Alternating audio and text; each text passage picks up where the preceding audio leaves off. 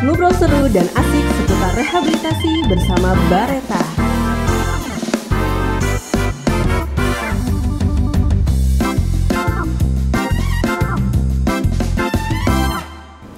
Halo sahabat Bareta, saat ini masih bersama kami dalam program acara musik ngobrol seru dan asik di Radio Bareta, ruang advokasi dan informasi orang tua dan keluarga Bareta.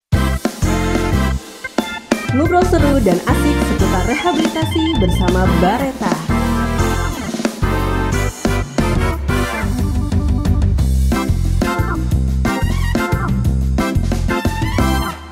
Saat ini sahabat Bareta ditemani oleh saya Dina dalam acara program musik kita yang bersama-sama akan mengenal program bimbingan belajar pada klien anak yang akan menjalani program rehabilitasi di Balai Rehabilitasi BNN Tanah Merah. Obrolan kita hari ini akan sangat menarik, di mana sebelumnya kita sudah membahas nih topik-topik terkait rehabilitasi, namun pada saat ini kita akan lebih fokusnya pada membahas tentang rehabilitasi pada klien anak. Sebelum dimulainya kegiatan ini, saya mengajak sahabat Bareta untuk menyampaikan pertanyaan maupun apabila ada sahabat Bareta ingin memberikan saran atau kritik, bisa langsung menghubungi kami melalui www.radiobareta.com pada menu testimoni, atau dapat menghubungi kami melalui WhatsApp di nomor 08777165 162. Sahabat Bareta dapat langsung menyampaikan pertanyaan dan pengalamannya kepada kami. Oke, sahabat Bareta, musik edisi hari ini adalah edisi yang menarik karena kita akan bersama-sama membahas atau mengetahui bagaimana hak-hak pendidikan anak yang menjalani rehabilitasi. Kemudian kita juga akan tahu nih, apakah anak selama menjalani rehabilitasi dia tetap mendapatkan hak untuk belajar. Apakah hak pendidikan mereka otomatis diputus atau bagaimana mengawali program belajar selanjutnya kayak gitu. Oke, baiklah, sebelum mengawali program kita kali ini, kita akan kenalan dulu nih dengan dua orang narasumber hebat kita pada hari ini bersama saya. Silahkan untuk narasumber untuk memperkenalkan diri. Baik, terima kasih Sis Dina, selamat pagi. Selamat pagi. Sebelumnya perkenalkan, nama saya Fatwa, saya salah satu konselor di sini. Oke, silahkan. Perkenalkan, nama saya Sri Wijayati. Saya juga sebagai konselor di rehabilitasi anak, terutama menangani terkait anak dan perempuan. Selain itu saya juga sebagai penanggung jawab anak. Terima kasih. Terima kasih. Oke, terima kasih Sis Fatwa dan Ibu Sri Wijayati. Mungkin kita bisa langsung nih ya, karena kayaknya para pendengar setia Radio Bareta nih udah mulai pengen tahu bagaimana tentang rehabilitasi anak yang ada di Balai Rehab kita yang tercinta ini. Oke, Sis Fatwa, mungkin boleh nggak sih dijelaskan bagaimana tren penggunaan narkoba pada anak yang menjalani rehabilitasi saat ini tuh apa gitu trennya? Boleh diceritakan nggak sih? Oke, baik, terima kasih Sis Dina. Jadi memang di Balai Rehabilitasi BNN Tanah Merah itu juga termasuk salah satu dari 6 balai rehabilitasi yang ada di Balai Loka. Dan Balai Rehabilitasi atau Bareta gitu, itu juga melakukan rehabilitasi kepada anak gitu, anak di usia sekolah. Jadi di usia maksimal 17 tahun untuk anak kayak gitu. Nah, dan ini juga dibagi menjadi beberapa, ada yang memang dari usia anak pendidikan SD, SMP maupun SMA.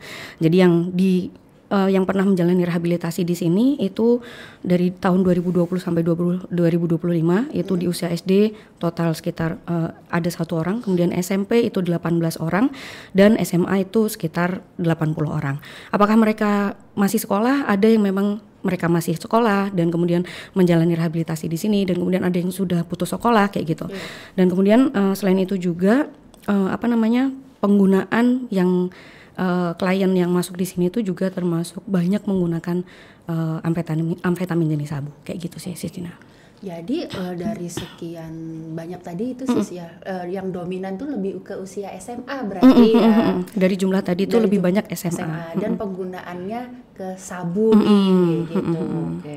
Tapi kalau boleh dijelaskan nih sis, faktor yang memicu mereka menggunakan sabu ini apa sih yang sering sister temui gitu di lapangan gitu ketika menangani klien anak ini, apa boleh nggak sis? Oke, baik. Terima kasih. Jadi memang mereka ini kan usia-usia sekolah, usia-usia remaja ini kan sebenarnya memang di satu sisi memang mereka lebih banyak berteman seperti itu. Secara perkembangan juga memang usia-usia segini memang usia-usianya lebih banyak di luar rumah seperti itu. Nah, jadi memang kebanyakan faktor pemicu yang terjadi sama klien-klien anak ini adalah karena faktor lingkungan dan pertemanan. Kenapa? Karena memang ya seperti itu tadi, usia remaja itu usia transisi gitu kan, rasa ingin tahunya tinggi, jadi memang mereka ada keinginan lah untuk coba-coba, penasaran kayak gitu-gitu sih. Kebanyakan seperti itu. Jadi memang hasrat dari diri mereka ya. Jadi bukan hanya kalau ada tuh kemarin pengaruh teman kayak gitu, tapi ini karena memang karena pengen cari jati diri, rasa coba-cobanya tinggi. Jadi makanya mereka langsung oh ya deh, apalagi dikasih tahu temannya ini itu gitu kasih. Iya benar. Dan bisa jadi pun juga karena misalkan memang sudah ada nih kondisi di mana dia punya masalah di keluarga, misalkan seperti itu. Terus nggak tahu nih harus kemana, harus ngapain, dan ketemunya dengan teman-teman yang kebetulan bisa jadi itu karena dia memakai juga. Akhirnya ya terjadi karena memang rasa penasaran itu tadi kan, dan pengen coba-coba itu. Oke, mungkin saya beralih ke Ibu Sri kita dulu ya nih ya. Ibu boleh nggak diceritakan pola penanganan rehabilitasi anak yang menggunakan narkoba ini seperti apa sih Bu? Apakah beda anak dengan dewasa seperti itu Bu? Penanganannya selama menjalani rehabilitasi ini. Untuk treatment antara anak dengan dewasa itu tentu akan berbeda. Kalau dewasa itu kan kita menggunakan dengan TC yang murni ya untuk pemangkasan perilaku. Nah, sedangkan untuk anak ini lebih dimodifikasi lagi, sehingga dalam hal ini kita juga menggunakan parenting pada anak. Jadi sistem kekeluargaan yang kita terapkan dalam hal ini, di mana dari schedule harian juga kita sudah menerapkan di situ bahwa di kegiatan anak dari pagi sampai jam 12 itu ada kegiatan namanya study time, di mana kita mengembalikan lagi nih ke fitrah anak sebagai seorang pelajar. Jadi kita melakukan pembelajaran, tapi memang sih untuk pembelajaran itu nggak sama ya kayak seperti di sekolah. Kita di sini lebih meningkatkan nih apa sih minat bakat anak. Dia mau belajar apa nih hari ini. Jadi kita memfasilitasi itu yang ditemani oleh KKMOD-nya seperti itu. Oke, jadi mungkin kalau sobat Bareta di luar sana belum tahu tentang TC itu, mungkin TC itu terapi komunitas ya, kayak gitu. Terapi yang dimana dalam satu kelompok itu memiliki masalah yang sama, tapi mereka mengingatkan orang lain untuk mengingatkan diri sendiri. Jadi ada proses saling bantu di antara para klien. Tapi bedanya dengan yang kalau saya tangkap nih Bu ya, tadi kalau di klien anak berarti ada proses pola asuhnya juga, terus penggalian minat bakat. Bahkan tadi kalau study time itu ada waktu belajarnya. Benar Mbak Dina. Oke. Terus kalau perannya Bareta atau Balai Rehab Tanah Merah sendiri untuk memfasilitasi layanan bimbingan belajar ini sebagai bentuk komitmen nih Bu Bareta menjaga hak pendidikan anak ini, bagaimana Bu? Boleh diceritakan nggak Bu? Dalam hal ini kita Bareta memang berperan untuk menjaga pendidikan anak, yaitu kita dengan bekerja sama nih Mbak, baik dengan pemerintah kota ataupun provinsi, yang juga kita ke Dinas Pendidikan dalam hal ini. Kenapa demikian? Supaya dalam hal ini kita bisa meluaskan nih bagaimana sih rehabilitasi anak ini, dan bagaimana sih terkait dengan pendidikan yang agar hak anak ini tidak terputus, seperti itu.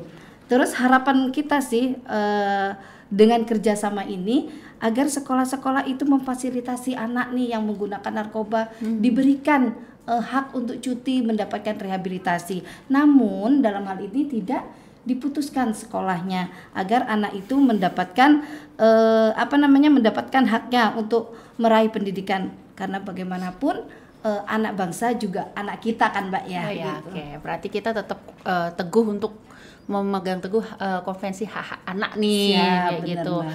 Jadi upayanya ya tadi kalau saya tangkap juga garis besarnya bahwa Bareta ini komitmen untuk memfasilitasi dengan bekerja sama dengan stakeholder yang ada di lingkungan Samarinda ini supaya anaknya nggak drop out nih atau putus sekolah karena kita tahu bahwa anak masih punya hak untuk sekolah. Iya, sekolah, benar. masa depannya Masa juga depannya. masih panjang. Seperti itu Ibu ya. Ya, jadi dalam hal ini kita ada kerjasama juga nih Mbak untuk mengisi kegiatan belajar mengajar dengan MTS model, contohnya dengan SMK 10 dalam hal ini supaya memfasilitasi anak untuk mendapatkan pendidikan.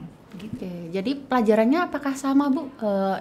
Apa yang didapat di MTS model tadi dengan SMK 10 Bu sesuai dengan usia pendidikan? Tadi kan ada SMP, SMA gitu, berarti disesuaikan dengan usia anak yang sedang menjalani rehab di sini ya Bu ya? Ya benar, disesuaikan. Jadi pembelajarannya pun seperti itu. Jadi kalau kita mengambil bimbel dari luar itu sesuai dengan mata pelajaran yang mereka ajarkan, ada matematika, ada TIK, terus ada bahasa Indonesia, ada PPKN, juga ada otomotif seperti itu. Wah lengkap ya, harusnya teman-teman atau sahabat Bareta yang di luar sana itu ketika tahu mungkin saudaranya atau temannya yang masih usia sekolah dan menyalahgunakan narkoba, boleh nih rehab di Bareta nih karena hak untuk belajarnya tetap harus terfasilitasi gitu. Jadi nggak takut juga untuk putus sekolah gitu. Siswatwa kalau siswatwa sendiri kan nih sebagai konselor ya gitu. Bagaimana sih siswatwa melihat keberhasilan layanan bimbingan belajar pada klien anak ini selama mendukung program pemulihannya itu tingkat keberhasilannya seperti apa? Oke, jadi memang sebenarnya di Bareta ini kan memang fokus utamanya sebenarnya adalah terkait masalah adiksi. Tapi itu kita nggak hanya tentang fokus hanya berhenti dari narkobanya aja atau berhenti dari penggunaan zatnya aja, tapi juga termasuk bagaimana si klien ini biar bisa balik lagi punya motivasi untuk belajar. Motivasi untuk belajar, motivasi untuk kembali sekolah lagi, kayak gitu-gitu. Termasuk juga kan dia dia juga paling nggak ketika dia kembali ke sekolah, mungkin aja nih ketika dia di sekolah tuh dia dijauhi sama teman-temannya mungkin atau dianggap negatif sama guru. Nah, jadi ketika dia mengikuti program di sini gitu, dia juga masih bisa untuk mengakses bagaimana dia belajar biar dia tetap bisa untuk mengerjakan tugas-tugasnya di sekolah kayak gitu sih Mbak. Nah kemudian karena gimana pun juga kan mereka juga punya hak untuk yang sudah disampaikan sama Bu Sri juga, yang sudah Mbak Dinia sampaikan juga, mereka masih punya hak untuk itu. Jadi masa depan anak, kayak kalau kita ngomongin masa depan anak bangsa gitu kan, itu juga mungkin ya biar makin inilah, maksudnya sudah banyak anak-anak yang mungkin menggunakan, tapi ini mungkin salah satu cara untuk memfasilitasi mereka biar nggak hanya menyelesaikan masalah adiksi, tapi mereka juga bisa mengejar cita-citanya kayak gitu. Oke, jadi kalau bisa disampaikan tadi bahwa kita harus melihat keberhasilan itu bukan hanya dia nilainya A, B, C, D gitu ya, tapi bahwa melihat keberhasilannya itu dari keinginan dia. Jadi bagaimana minat belajarnya muncul lagi, motivasi untuk sekolahnya muncul lagi kayak gitu. Minimal itu karena maksudnya sering kita temui juga gitu ya, bahwa anak-anak ini kadang dikucilkan juga, apalagi menghadapi pandangan negatif atau stigma, jadi hasrat belajarnya terturun gitu ya. Jadinya yang awalnya males-malesan jadi makin nggak berminat untuk sekolah. Kayak gitu. Bu Sri, kalau untuk pengembangan layanan bimbingan belajar yang ada di Bareta ini sebagai upaya peningkatan kualitas penerus nih generasi bangsa ini, upayanya apa aja sih Bu yang sudah dilakukan sama Bareta Ibu? Oke, saat ini memang kita untuk bimbingan belajar kita masih secara tatap muka ya Mbak ya. Tetapi melalui kerjasama yang ada di Bareta ini sedang diupayakan dengan perguruan tinggi untuk menghadirkan layanan e-learning, di mana nanti anak-anak yang menjalani program rehabilitasi di Bareta dapat mendapatkan fitur ini, sehingga dengan mengakses sebagian materi-materi pelajaran yang akan didapatkan. Selain itu juga nanti mungkin ada bisa mengikuti ujian di melalui e-learning itu, sehingga mereka mengetahui nih berapa tinggi kemampuan mereka untuk mengikuti proses belajar yang ada di Bareta. Mungkin seperti itu. Jadi nggak harus tatap muka, tapi bisa pakai e-learning. Canggih sekali nih Bareta. Ya, jadi memang di satu sisi kayak misalkan ketika klien anak dan posisinya masih sekolah gitu, kita bisa memfasilitasi misalkan mereka sekalinya dapat hak untuk cuti sekolah nih gitu. Jadi bisa dibantu dengan untuk mengerjakan tugasnya di sini apa segala macam tuh juga bisa kayak gitu. Terus siswa kalau klien nih anak setelah selesai program nanti tentunya kan akan kembali ke keluarga nih. Nah, keluarga juga harus mengambil peran bagaimana mendidik anak-anaknya. Kan nggak mungkin dipasrahkan ke balai rehab atau guru gitu. Tentunya pasti orang tua ya yang gimana pun kalau mereka punya anak harus mengambil andil yang lebih ya, tanggung jawab yang lebih. Nah, saran siswa tua bagi orang tua atau keluarga di luar sana yang nanti akan menerima kembali anaknya setelah menjalani rehab ini apa gitu. Oke, baik. Jadi memang apalagi usia, balik lagi kita ke usia anak 17 tahun yang memang dia sebenarnya masih butuh bimbingan dari orang tua gitu. Jadi ya paling enggak tetap yang utama adalah bagaimana menciptakan ruang yang nyaman atau rumah yang nyaman, lingkungan yang nyaman dulu di keluarga. Itu dulu, karena ya gimana pun meskipun mereka di usia-usia remaja ini akan banyak keluar, lebih banyak dengan teman apa segala macam, paling nggak keluarga dulu yang perlu menciptakan suasana yang harmonis dan segala macamnya itu. Karena apa, keluarga juga perlu mendukung dalam hal pendidikan. Maksudnya ya tetap nggak, ketika dia sekolah bukan berarti sepenuhnya itu jadi tanggung jawab sekolah, enggak, tapi kita juga sebagai keluarga, sebagai orang tua gitu tetap memonitoring itu gitu, ibarat kata kayak dicek-cek lah gitu, dikontrol-kontrol lah gitu anaknya gimana di sekolah gitu. Bukan berarti orang tua sekarang nggak perhatian sama anak, enggak, tapi lebih kalaupun misalkan yang sebelumnya memang sibuk bekerja, kan orang tua sekarang mungkin lebih banyak sibuk bekerja segala macam, ya paling nggak minimal di hari itu nanya kondisi anak gimana, sekolahnya seperti apa kayak gitu. Nggak abai lah ibarat kata kayak gitu. Kemudian apalagi kalau misalkan dia udah pernah pakai gitu, kan kita mungkin akan sulit untuk percaya nih gitu. Tapi gimana tuh pelan-pelan mengembalikan kepercayaan kita, mungkin ya susah ya gitu, tapi bukan berarti ini nggak bisa dilakukan gitu.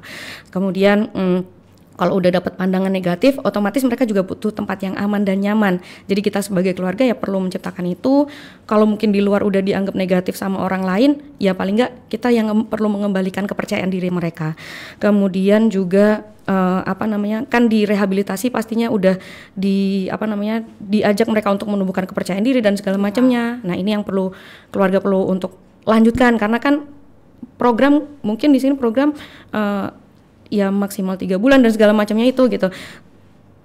Peran akan kembali kepada keluarga. Kemudian yang terakhir juga perlu untuk melibatkan anak gitu dalam hal apapun, dalam hal sekecil kayak misalkan kegiatan hari ini ngapain, mau minta bantuan anak untuk melakukan pekerjaan rumah kayak gitu-gitu sih, atau mungkin diajak jalan-jalan, diajak melakukan aktivitas positif kayak misalkan olahraga dan segala macamnya. Mungkin itu sih Sis Dina. Oke, berarti keluarga karena keluarga ini adalah lingkaran inti di dalam masa perkembangan anak ini, penting yang namanya adanya komunikasi yang terbuka ya, dan efektif gitu ya.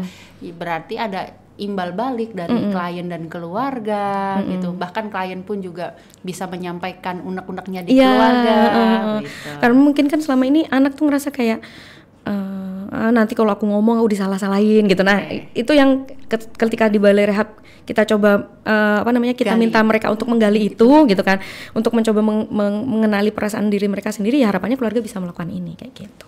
Oke, itu sangat bagus sekali ya siswa tua untuk didengarkan oleh keluarga bahwa stigma-stigma yang paling menyakitkan itu terkadang datang dari keluarga. Ya, gitu. betul. Orang lain mungkin bisa dikondisikan, tapi terkadang keluarga juga perlu melihat sisi itu sebagai hal yang perlu dihindari. Betul. Oke. Kalau saran siswa tua sendiri untuk adik-adik yang menyalahgunakan narkoba ini kayak mana itu siswa? Oke, baik, terima kasih Sis Dina. Jadi kalaupun misalkan memang belum, jangan coba-coba deh gitu. Karena ibarat kata tuh ada bahasanya kayak gini, satu itu kurang, seribu itu akan kurang, satu itu akan berlebihan apa gimana gitu lah. Intinya kayak gitulah. Jadi memang kita akan selalu merasa kurang ketika kita sudah kecanduan gitu. Jadi termasuk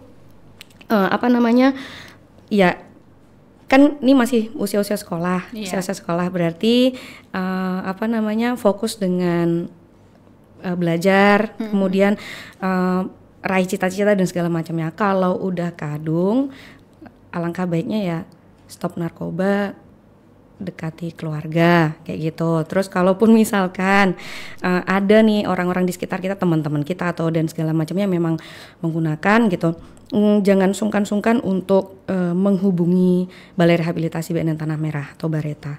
Ini mungkin tadi di awal juga udah disebutkan sama Sis Dina gitu.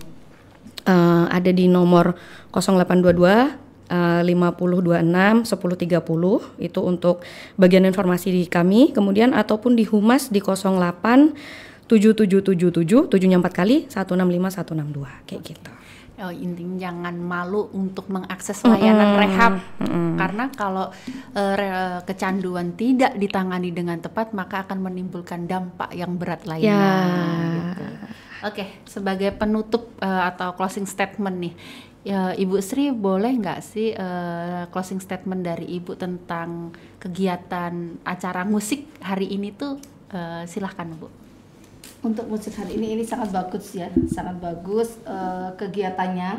Harapannya sih keluarga bisa memfasilitasi anak-anak untuk kegiatan yang positif, tentunya lebih meningkatkan lagi perhatian ke anak yang setelah rehabilitasi. Terus apabila ada keluarga yang menggunakan narkotika, jangan pernah malu untuk menghubungi Bareta, karena dampaknya bukan hanya pada diri kita, tapi akan berdampak pada lingkungan sosial, agama, hukum, dan lain sebagainya. Jadi itu aja untuk anak Indonesia. Anak sehat, stop narkoba. Oke, anak sehat, stop narkoba. Terima kasih Ibu.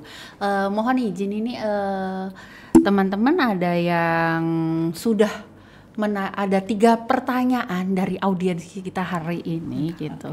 Mungkin kita akan satu persatu gitu. Ini boleh silahkan nih. Ini pertanyaan juga dari Ibu Khoiriyah Zakiroh kayak gitu, dengan pertanyaan, narkoba itu nggak ada efek baiknya, apalagi untuk anak yang lagi proses tumbuh kembang. Menurut saya rehabilitasi bagi anak itu penting. Nah, saya mau tanyakan, kalau anak saya sudah pakai narkoba, apakah berpengaruh kepada kecerdasannya? Kalau iya, apakah masih bisa diperbaiki? Apa yang harus dilakukan selain direhabilitasi tetap belajar? Oke, silahkan, mungkin dari Ibu atau Siswatwa bisa menyampaikan. Oke, saya akan coba menjawab dari pertanyaan Ibu siapa tadi Pak? Khoiriyah Zaki. Khoiriyah. Jadi pada pengguna narkotika pada anak, tentu kita ketahui dampaknya sudah pasti ada kerusakan sel-sel otak ya Mbak ya. Dalam hal ini mungkin faktor fokusnya nanti yang akan terganggu. Namun bukan berarti hal ini tidak bisa pulih ya. Dengan rehabilitasi kita berusaha untuk mengembalikan lagi anak itu supaya bisa pulih kembali dari ketergantungan narkotika. Namun dalam hal ini supaya anak makin bisa baik di rumah, mungkin dalam hal ini lebih banyak lagi terkait selain pendidikan untuk melatih fokus, juga tentu makanan yang bergizi Mbak untuk mengembalikan kembali, dan ini bisa konsultasi ke gizi tentunya. Terima kasih. Oke, jadi nggak hanya belajar tapi juga ada perbaikan gizi. Ya benar. Juga ada kegiatan yang lainnya juga yang perlu dilakukan di rumah ya Ibu. Iya benar. Oke, kita bisa atau dari sesuatu ada mau tambahan sebelum kita ke pertanyaan kedua? Jadi memang kalau di konsep dasarnya dulu bahwa memang adiksi ini kan penyakit yang kena tuh otak gitu. Iya. Jadi memang yang bermasalah otak kita. Tapi apakah memang bisa? Ya pulih ini kan juga butuh waktu seumur hidup. Jadi memang seperti yang disampaikan sama Bu Sri tadi, jadi memang perlu pengawasan juga sih dari orang tua kayak gitu terkait bagaimana nggak hanya dari berhenti narkobanya aja, tapi bagaimana aktivitasnya, bagaimana juga asupan gizinya dan segala macamnya seperti yang disampaikan Bu Sri tadi sih. Mungkin kayak gitu. Berarti karena ini penyakit otak kronis yang nggak bisa disembuhkan dan hanya bisa dipulihkan, maka perawatannya pun seumur hidup. Makanya peran keluarga dalam menjaga pemulihan ini juga penting gitu. ya. Oke. Ini kita lanjut ke pertanyaan kedua. Ini dari Ibu Wiwin dari Sambutan.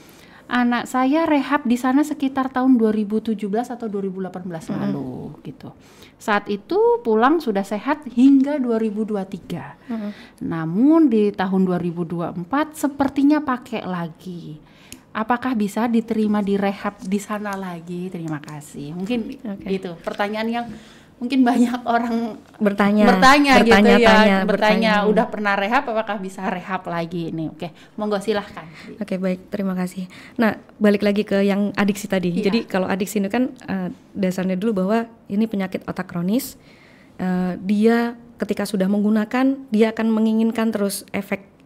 Karena mungkin bagi orang-orang yang sudah menggunakan tuh efeknya nyaman, enak dan segala macamnya. Tapi padahal di satu sisi ada dampak negatif yang dirasakan seperti yang sudah dijelaskan juga di sebelum-sebelumnya. Nah, dan satu lagi yang perlu kita juga sama-sama pahami adalah adiksi ini juga kambuhan. Jadi sewaktu-waktu bisa kambuh, makanya perlu seumur hidup tuh untuk menyelesaikan permasalahan ini. Dianggap selesai ya ketika memang selesainya ya sampai kita tutup usia ibarat kata kayak gitu. Kemudian apakah memang bisa gitu, itu bisa diatur. Maksudnya bisa diatur ini ya namanya karena kondisinya ini adalah kambuhan. Ya orang yang sudah pernah menjalani rehab kemudian berhenti kemudian pakai lagi dan mau masuk lagi itu masih bisa. Intinya masih bisa, tapi mungkin tidak di tahun yang sama. Ya, gitu yang jadi ya. catatannya mungkin tidak di tahun yang sama. Misalnya keluar 2024, kemudian nanti di awal 2024, kemudian nanti masuk lagi di 2024 akhir kayak gitu misalnya. Itu tidak bisa ya. Itu belum bisa.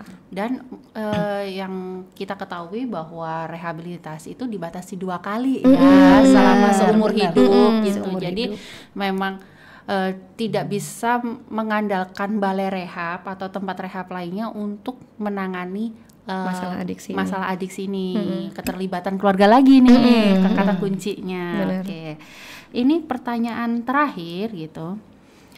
Adik dari Ibu Santi dari Kutai Barat. Adik saya usia sekolah SMP, Bu, dan sudah pakai lem. Inhalan ini ya, lem. Kami keluarga khawatir sekali. Mohon dibantu berapa lama rehabnya di BNN. Terus apakah privasi adik saya terjamin? Gitu. Oke, silahkan Ibu. Oke, saya akan coba menjawab. Untuk rehabilitasi kita di sini kita akan menjamin untuk privasi semuanya. Jadi privasi anak pasti dan keluarga itu akan terjamin. Itu karena memang sudah sumpah kita sebagai konselor atau penanggung jawab balai rehabilitasi untuk merasakan hal tersebut. Nah, kalau memang dia menggunakan lem, kita udah kasih ini tadi untuk linknya Bareta. Nah, mungkin bisa diakses di situ untuk rehabilitasinya anak ya kurang lebih sekitar 3 bulan. Seperti itu. Terima kasih. Oke, ada tambahan sesuatu?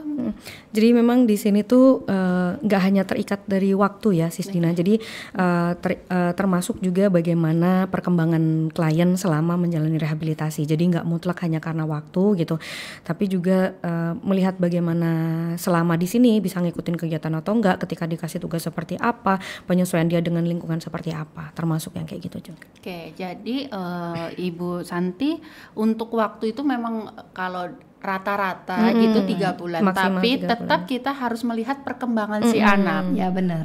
Lihat perkembangannya selama menjalani program atau mungkin ada penyakit penyerta lainnya yang kadang baru ditemukan nih, biasanya masuk rehab nih baru ketahuan gitu ada penyakit penyerta, dan itu yang perlu kita sesuaikan gitu.